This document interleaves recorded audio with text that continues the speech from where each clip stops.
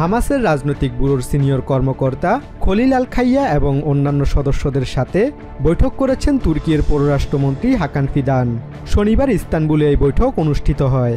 গত মাসে কাতারে ইসরায়েলি অভিযানে বেঁচে যাওয়া আল খাইয়া ছিলেন হামাসের পক্ষ থেকে প্রেসিডেন্ট ডোনাল্ড ট্রাম্পের মধ্যস্থতায় গাজা যুদ্ধবিরতি পরিকল্পনা নিয়ে আলোচনার প্রধান প্রতিনিধি। এই বৈঠকটি অনুষ্ঠিত হল সোমবার ইস্তানবুলে অনুষ্ঠিতব্য গ্যারান্টর দেশ কাতার, ইউনাইটেড আরব আমিরাত, তুর্কি ও সৌদি আরবের পররাষ্ট্রমন্ত্রীদের বৈঠকের আগে। তুর্কি পররাষ্ট্র মন্ত্রণালয়ের তথ্য অনুযায়ী ফিদান ও হামাস প্রতিনিধিরা গাজায় যুদ্ধবিরতি, বর্তমান অবস্থা এবং মানবিক সহায়তার প্রয়োজনীয়তা নিয়ে আলোচনা করেছেন। এদিকে ইসরায়েলি গণমাধ্যম জানিয়েছে, গাজা থেকে হামাস যে 3টি মরদেহ শুক্রবার রাতে হস্তান্তর করেছে সেগুলো কোনো জিম্মির নয়। বর্তমানে 11 জন জিম্মির মরদেহ এখনও গাজায় রয়েছে বলে ধারণা করা হচ্ছে। অন্যদিকে গাজার খান ইউনিসের নাসের মেডিকেল কমপ্লেক্স জানিয়েছে, শুক্রবার তারা 30টি প্যালেস্টিনিয়ান মরদেহ গ্রহণ করেছে, যেগুলো ইসরায়েল থেকে ফেরত দেওয়া হয়েছে যুদ্ধবিরতি চুক্তির অংশ হিসেবে। অক্টোবরের 10 তারিখে যুদ্ধবিরতি কার্যকর হওয়ার পর থেকে 20 জন জীবিত জিম্মিকে মুক্তি দিয়েছে এবং 17 জনের মরদেহ হস্তান্তর করেছে হামাস। এদিকে গাজায় ভবিষ্যৎ প্যালেস্টিনিয়ান পুলিশকে সহায়তা দিতে যে আন্তর্জাতিক বাহিনী পাঠানোর পরিকল্পনা রয়েছে সেটিতে অবশ্যই জাতিসংঘের ম্যান্ডেট থাকা উচিত বলে জানিয়েছে জর্ডান ও জার্মানি। প্রেসিডেন্ট ট্রাম্পের যুদ্ধ পরবর্তী পরিকল্পনা অনুযায়ী মূলত আরব ও মুসলিম দেশগুলোর সেনারা এই স্থিতিশীলতা বাহিনীতে যুক্ত হবে। জর্ডানের পররাষ্ট্রমন্ত্রী আইমান সাফাদি জানান, পরিকল্পনা কার্যকর হতে হলে এই বাহিনীর নিরাপত্তা পরিষদের অনুমোদন থাকা অপরিহার্য। তার সঙ্গে থাকা জার্মান পররাষ্ট্রমন্ত্রী জোহান ওয়াডেফুলও একই মত প্রকাশ করেন। তিনি জানান, এই মিশনের জন্য স্পষ্ট আন্তর্জাতিক আইনি ভিত্তি প্রয়োজন। জাতিসংঘের কিছু বিশেষজ্ঞ অবশ্য সতর্ক করে বলেছেন, আন্তর্জাতিক এই বাহিনী গাজায় নতুন এক আমেরিকান নেতৃত্বাধীন দখলদারিত্বের আশঙ্কা তৈরি করতে পারে। এদিকে যুদ্ধবিরতি উপেক্ষা করে গাজায় হামলা অব্যাহত রেখেছে ইসরায়েল। সবশেষ শুক্রবার গাজায় বিভিন্ন স্থানে ইসরায়েলি বাহিনীর নতুন করে হামলায় অন্তত 3 জন নিহত ও বহু আহত হয়েছে বলে জানিয়েছে গাজার স্বাস্থ্য কর্তৃপক্ষ। গত 28 অক্টোবর প্রধানমন্ত্রী বেঞ্জামিন নেতানিয়াহুর নির্দেশে হামলা শুরু হওয়ার পর এটি ছিল টানা 4র্থ দিনের বিমান হামলা। 2 বছরের বিধ্বংসী যুদ্ধের পর আমেরিকার মধ্যস্থতায় এই যুদ্ধবিরতি কার্যকর হলেও হামাসের নিরস্ত্রীকরণ ও ইসরায়েলি সেনা প্রত্যাহারের মতো জটিল ইস্যুগুলো এখনও রয়ে গেছে অমীমাংসিত।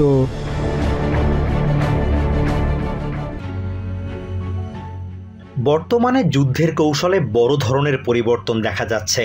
কামান, ট্যাঙ্ক ও পদাতিক সেনা এখনও গুরুত্বপূর্ণ হলেও ইউক্রেন রাশিয়া সংঘাত প্রযুক্তিগত নির্ভরশীলতার বিষয়টি স্পষ্ট করে বুঝিয়ে দিচ্ছে। ড্রোনের পাশাপাশি আলোচনায় এখন ইন্টারসেপ্টর ড্রোনও। ড্রোনগুলো তুলনামূলকভাবে খুবই সস্তা এবং দ্রুত গতির। যেখানে বিলিয়ন বিলিয়ন অর্থ খরচ করে ক্ষেপণাস্ত্র বা আকাশ প্রতিরক্ষা ব্যবস্থা তৈরি করতে হয়, সেখানে মাত্র কয়েক হাজার ডলারে একটি ড্রোন বানানো যায়। অথচ এই ছোট ড্রোনই ট্যাঙ্ক বা ভারী অস্ত্র ধ্বংস করতে সক্ষম। তবে সমস্যা দেখা দেয় প্রতিরক্ষার ক্ষেত্রে। প্রচলিত আকাশ প্রতিরক্ষা ব্যবস্থা অনেক সময় ড্রোন শনাক্ত করতে পারে না, কারণ ড্রোনগুলো খুব নিচু দিয়ে উড়ে যায় এবং খুব দ্রুত চলে, ফলে রাডারে ধরা পড়ে না। এই পরিস্থিতিতে ইউক্রেন দ্রুত নিজেদের কৌশল বদলেছে। বৃহস্পতিবার ইউক্রেনের স্কোয়াড্রন ইউনিটের সেনারা একটি রাশিয়ান শাহেদ ড্রোন প্রতিহতে ইন্টারসেপ্টেড ড্রোন ব্যবহার করেছে। তবে এই ড্রোনগুলো খুব দ্রুত ওড়ে, তাই ইউক্রেনিয়ান সেনাদের বারবার কৌশল বদলাতে হয়। শাহেদ ড্রোনগুলো 200 থেকে 1200 মিটার উচ্চতায় ওড়ে, আর এরা খুবই দ্রুত গতির। নির্দিষ্ট কিছু এলাকায় এরা যত দ্রুত সম্ভব পার হয়ে যায়। রাশিয়ানরা বোকা নয়, তারা ভালোভাবেই জানে কোন কোন অঞ্চলের নিয়মিত কৌশল বদলাতে হয়, আর তারা সেটাই করে। ফার্স্ট পারসন ভিউ বা এফপিভি প্রযুক্তির মাধ্যমে চালিত ইন্টারসেপ্টর ড্রোনগুলো ইউক্রেনকে কম খরচে এবং সহজে প্রতিরক্ষা ব্যবস্থা গড়ে তুলতে সাহায্য করছে। পাইলটরা ড্রোনের ক্যামেরা থেকে সরাসরি ভিডিও দেখে এগুলো চালান। ফলে লক্ষ্যবস্তুতে নিখুঁতভাবে আঘাত হানা যায়। আমরা যতটা সম্ভব কাছে যাওয়ার চেষ্টা করি। যখন একেবারে শাহেদের কাছে পৌঁছাই তখন ইন্টারসেপ্টরটি বিস্ফোরণ ঘটাই। শাহেদ ড্রোন অনেক বেশি মজবুত। রাশিয়ার তৈরি অনুরূপ ড্রোন জারবেরার চেয়ে অনেক কঠিন। জারবেরাকে মাত্র 2 মিটার দূর থেকে ধ্বংস করা যায়, ওটা সহজেই ছিন্নভিন্ন হয়ে যায়। কিন্তু শাহেদকে নামাতে আরো কাছে যেতে হয়। সবকিছুই নির্ভর করে পাইলটদের দক্ষতার উপর। তবে এসব ড্রোন এখনো জেট চালিত আক্রমণাত্মক ড্রোন বা দ্রুতগতির ক্ষেপণাস্ত্রের বিরুদ্ধে দুর্বল। এসব থেকে স্পষ্ট যে ড্রোন প্রযুক্তির যুদ্ধক্ষেত্রে নতুন এক অস্ত্র প্রতিযোগিতায় নেমেছে ইউক্রেন ও রাশিয়া।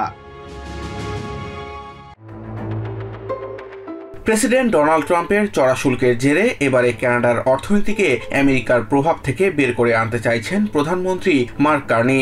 অন্যদিকে প্রেসিডেন্ট ট্রাম্পও জানিয়েছেন কানাডার সাথে আর কোনো বাণিজ্য আলোচনা শুরু করবে না Washington. We all know the United States is changing its trading relationship with Canada, but it's changing all of its trading relationships. ফলে আমেরিকার ওপর থেকে একক বাণিজ্য নির্ভরতা কমিয়ে এশিয়া সহ অন্যান্য আন্তর্জাতিক অংশীদারদের সাথে বাণিজ্যে একটি বড় ধরনের কৌশলগত পরিবর্তন আনতে চলেছেন কার্নি। তিনি বলেন তাদের 2025 সালের বাজেটের লক্ষ্য হলো আগামী এক দশকে আমেরিকা ছাড়াও অন্যান্য দেশে রপ্তানি দ্বিগুণ করা, যা কানাডার অর্থনীতিতে অতিরিক্ত $300 বিলিয়ন বাণিজ্য সৃষ্টি করবে। সাম্প্রতিক গুরুত্বপূর্ণ কূটনৈতিক অগ্রগতিগুলো নিয়ে কথা বলতে গিয়ে কার্নি বলেন সাউথ কোরিয়ার সাথে প্রথমবারের মতো ইন্দো প্যাসিফিক নিরাপত্তা ও প্রতিরক্ষা সহযোগিতায় অংশীদারিত্ব স্থাপন করতে চলেছে Canada. The President of Korea, President Lee, to announce a new security and defense cooperation partnership, the first of its kind for Canada in the Indo-Pacific. এছাড়া থাইল্যান্ড এবং ফিলিপিন্সের সাথেও নতুন এফটিএ আলোচনার সূত্রপাত হয়েছে। 8 বছর পর চায়নার প্রেসিডেন্টের সাথে প্রথম আনুষ্ঠানিক বৈঠকটিও আমেরিকার থেকে ঘুরে দাঁড়ানোর একটি নতুন সম্ভাবনার দ্বার উন্মোচন করেছে বলেও জানান তিনি। The enormous opportunities between our two countries, including in agriculture, energy, clean technologies, tourism and cultural exchanges. কানাডাকে একটি শক্তিধর রাষ্ট্র হিসেবে তুলে ধরে কার্নি বলেন তাদের তেল, গ্যাস ও বৈদ্যুতিক গাড়ির ব্যাটারির জন্য প্রয়োজনীয় খনিজ পদার্থের বিশাল মজুত রয়েছে। কার্নি বলেন কানাডার লক্ষ্য হলো 2030 সালের মধ্যে এশিয়ার বাজারের জন্য বার্ষিক 50 মিলিয়ন টন এলএনজি রপ্তানি করা। নতুন বৈশ্বিক অংশীদারিত্বের মাধ্যমে তিনি দেশের অর্থনীতিকে স্থিতিস্থাপক ও সমৃদ্ধির নতুন যুগে নিয়ে যেতে প্রস্তুত বলেও জানান কানাডিয়ান প্রেসিডেন্ট। সবশেষে আমেরিকানদের লক্ষ্য করে একটি শুল্ক বিরোধী বিজ্ঞাপনের জন্য তিনি প্রেসিডেন্ট ট্রাম্পের কাছে ব্যক্তিগতভাবে ক্ষমাও চেয়েছেন বলে স্বীকার করেন Carney. I did apologize to the president. President was offended by the act. I'm the one who is responsible in my role as Prime Minister for the relationship with the President of the United States.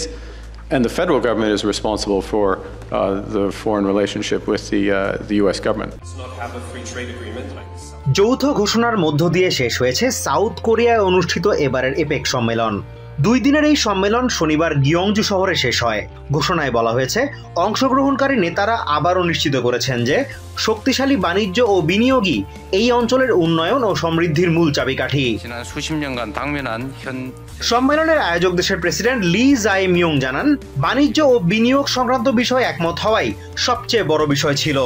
তিনি আরো বলেন এই সম্মেলনে জোটভুক্ত দেশগুলোর সাথে একটি সৌহার্দ্যপূর্ণ চুক্তিতে পৌঁছানো সম্ভব হয়েছে। এই বছর গিয়ংজু ঘোষণার মাধ্যমে আমরা এপেকভুক্ত সদস্যদের মধ্যে সহযোগিতা পুনরুদ্ধার করেছি এবং মানবজাতির যৌথ চ্যালেঞ্জ মোকাবিলায় এপেককে একটি বিস্তৃত প্ল্যাটফর্ম হিসেবে গড়ে তুলেছি।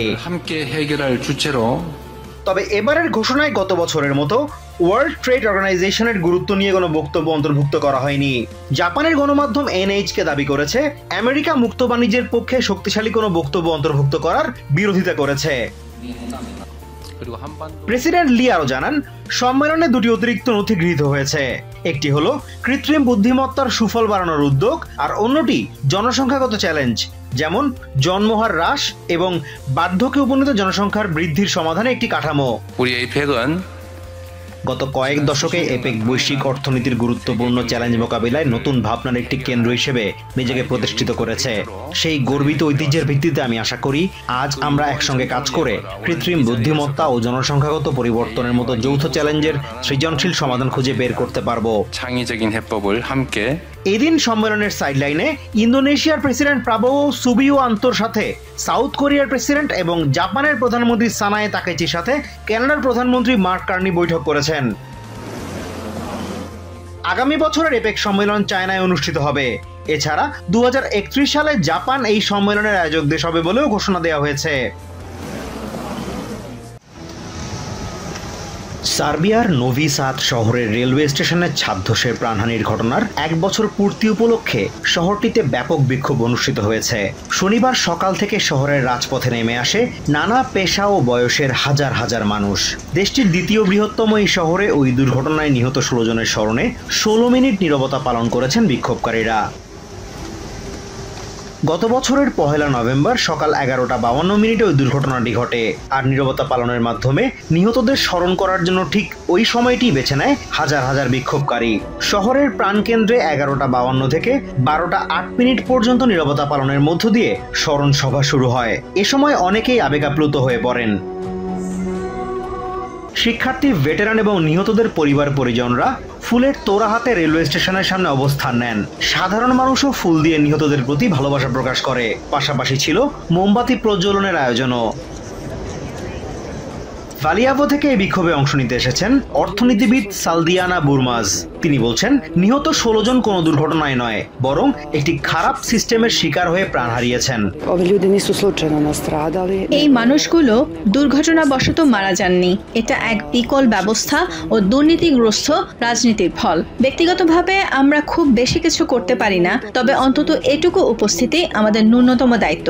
আমরা নোভি সাদে থাকি না, তবু এসেছি কারণ দূরত্ব দিয়ে সহমর্মিতা মাপা যায় না। এটা নিহতদের জন্য আমাদের অনুভূতির বহিঃপ্রকাশ। জেলিওকো ভলোভিচ সারবোব্রান টাউন থেকে এই বিক্ষোভে অংশ নিতে এসেছেন। তিনি সরকারের দুর্নীতিকে এই দুর্ঘটনার জন্য দায়ী করেন। এই মর্মান্তিক ঘটনার বার্ষিকীতে নিরপরাধ সেই মানুষগুলোর প্রতি শ্রদ্ধা জানাতে এসেছি, যারা অন্যের অবহেলা, দুর্নীতি, উশৃঙ্খলতা, হিংসা আর মানবিকতার অভাবে প্রাণ হারিয়েছেন। 16 মিনিট নীরবতা পালন করে আমরা তাদের স্মরণ করেছি। আমরা এসেছি আমাদের অন্তরের গভীরে থাকা যন্ত্রণা প্রকাশ করতে।